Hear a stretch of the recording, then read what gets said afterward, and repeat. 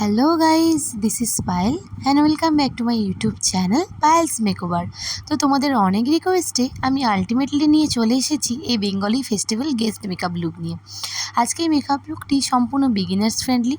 আমি skin care থেকে শুরু করে স্টেপ বাই স্টেপ এই ভিডিওতে দেখিয়েছি। আশা করি তোমাদের জন্য এই ভিডিওটি বেশ হেল্পফুল হবে। তো চলো শুরু করা যাক। প্রথমে শুরু করব স্কিন কেয়ার দিয়ে।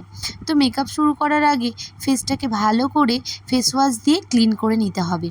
আমার অলরেডি ফেস ওয়াশ করা আছে। তো ফেসটা ক্লিন করার পরে দেখো আমার স্কিনটা কতটা ফ্রেশ লাগছে। ফেস ওয়াশ করার পরের স্টেপটি হলো টোনার। টোনার ইউজ করাও আমাদের স্কিনে খুবই জরুরি, কারণ টোনার আমাদের স্কিনটাকে টাইট করতে এবং যে ওপেন পোরসগুলো থাকে সেগুলো ক্লোজ করতে ধীরে ধীরে সাহায্য করে। এবং শুধু তাই না, ট্যাপ ওয়াটারে যে মিনারেলস এবং ক্লোরিনগুলো থাকে সেগুলোর থেকে আমাদের স্কিনটাকে প্রোটেক্ট করতেও সাহায্য করে। টোনার ভালো করে স্প্রে করার পরে হাতের সাহায্যে বসিয়ে নিতে হবে। একটা কথা মাথায় রাখবে, লাইট ওয়েট জিনিসগুলো আগে ইউজ করতে হবে, যাতে স্কিন ভালো করে সেই প্রোডাক্টগুলো অ্যাবজর্ব করে নিতে পারে। নেক্সট আমরা সিরাম ইউজ করব।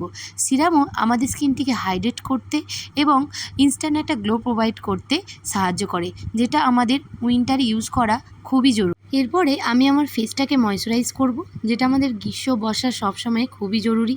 দেখো ফেস ওয়াশের পরে ফেসটা কিন্তু জেনারেলি একটু ড্রাই লাগে, তো আমাদের ভালো করে স্কিনটি ময়শ্চারাইজ করতে হবে। একটা কথা মাথায় রাখতে হবে, মেকআপ করার আগে স্কিনটাকে তুমি যত ভালো করে কেয়ার করবে তার উপরেই কিন্তু ডিপেন্ড করবে আমাদের বেসটা কতটা লং লাস্টিং করবে। তাই মেকআপ করার আগে স্কিন প্রিপারেশানটা ভালো করে করা কিন্তু আমাদের খুবই জরুরি। এইবারে চলে এসেছি স্কিন কেয়ারের লাস্ট স্টেপে। নেক্সট স্টেপে আমরা লিপসটাকে ময়শ্চারাইজ করার জন্য আমি একটা লিপ বাম অ্যাপ্লাই করে নিচ্ছি। তোমরা তোমাদের পছন্দ মতো লিপ বাম ইউজ করতে পারো। এবং এর সাথে আমার স্কিন কেয়ারের প্রত্যেকটা স্টেপ কিন্তু কমপ্লিট হলো। এরপরে আমি শুরু করব আমার মেকআপ। তো প্রথমে আমার ফেসে প্রাইমার ইউজ করে নেব। আমি এখানে একটা অয়েল ফ্রি প্রাইমার ইউজ করছি, আর এটা পোর ফিলিংয়েরও কাজ করে। এই প্রাইমারটা স্পেশালি আমার টি জোন এরিয়াতে, যেখানে আমার বড় বড় পোরস আছে, সেখানে আমরা প্রাইমারটি ইউজ করে নিচ্ছি। এরপর আমরা ফাউন্ডেশন অ্যাপ্লাই করব। তো তোমরা দেখতেই পাচ্ছ ডট ডট আকারে ফাউন্ডেশনটা অ্যাপ্লাই করে নিলাম। খুবই অল্প পরিমাণে ফাউন্ডেশনটা অ্যাপ্লাই করে নিচ্ছি, জাস্ট একটা শেয়ার কভারেজ পাওয়ার জন্য। হেভি কোনো বেস আজকে রেডি করব না, দেখতে হেভি হলেও কিন্তু মেকআপ বেসটা আজকে লাইটই করব। এরপরে আমি আমার স্কিন টোনের সাথে ম্যাচ করে একটা কনসিলার ইউজ করে নেব around my eye areas to cover up all the dark circles I have.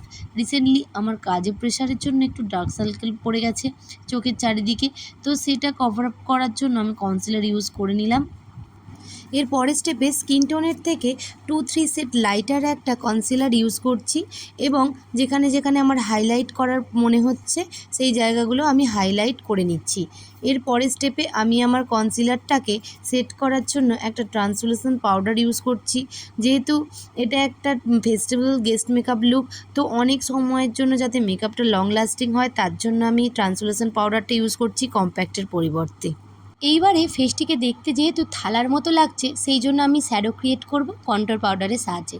Contour পাউডারটি আমি ফোরহেডে, নোজে, চিকবোনস এবং জ লাইন্সে ভালো করে অ্যাপ্লাই করে নেব। কন্ট্যুর পাউডারটি অ্যাকচুয়ালি আর কিছুই না, শ্যাডো ক্রিয়েট করে আমাদের ফেসটিকে একটা ডেফিনেশন দিয়ে দেয়। এর পরের স্টেপে আমি ব্লাশ অ্যাপ্লাই করব, এবং ব্লাশারের কালারটিকে কন্ট্যুর পাউডারের সাথে আমি ভালো করে স্মাচ করে দেব, যাতে কোনো হার্স লাইন দেখতে না পাওয়া যায়। এবং তারপর আমি পাউডার হাইলাইটার অ্যাপ্লাই করে নেব। এই পাউডার হাইলাইটারটি খুবই পিগমেন্টেড। তারপর একটা সেটিং স্প্রে আমার পুরো ফেসে অ্যাপ্লাই করে নিচ্ছি মেকআপটাকে সেট করার জন্য ও আরও লং লাস্টিং করার জন্য। এবং অফ ক্যামেরায় আমি আমার আইব্রোটাও কমপ্লিট করে নিয়েছি।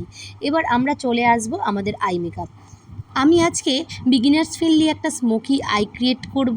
তো ফার্স্টে হাফ অফ দ্য লিডে কাজল অ্যাপ্লাই করে নাও, এবং একটা ক্লিন ব্রাশের সাহায্যে যে এজেসটা আছে সেটি ভালো করে ব্লেন্ড করার চেষ্টা করো, খুব হালকা হাতে। কর্নারের কাছে ব্লেন্ড করার জন্য আই বলটাকে অপোজিট দিকে সরিয়ে দিয়ে প্লেন ব্লেন্ড করো, যেমনভাবে আমি করছি। এরপর যে স্মোকি এফেক্টটা ক্রিয়েট হচ্ছে তার এজেসটাকে সফট দেখানোর জন্য একটা ব্রাউন আইশ্যাডো দিয়ে তার এজেসটাকে ভালো করে ব্লেন্ড করে নাও ক্রিজ এবং ক্রিজ লাইনের উপর পর্যন্ত। এবং লোয়ার আইলিডে আমি ভালোভাবে কাজল অ্যাপ্লাই করে নিয়েছি সেমভাবে স্মোকি এফেক্টটা ক্রিয়েট করার জন্য। এটা দেখতে একটা মেসি মনে হলেও ওভারঅল এই স্মোকি লুকটা খুবই ভালো লাগে।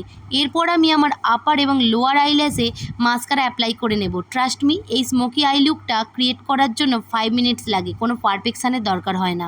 মেকআপের একদম শেষ স্টেপে চলে এসেছি। মফ কালারের লিপস্টিক সেট দিয়ে আমি লিপটাকে আউটলাইন করে নিলাম এবং ভিতরের পোর্শনটাকে আমি একটা পিঙ্কিশ নিউড কালার দিয়ে গ্যাপটাকে ফিলিং করে দিয়েছি।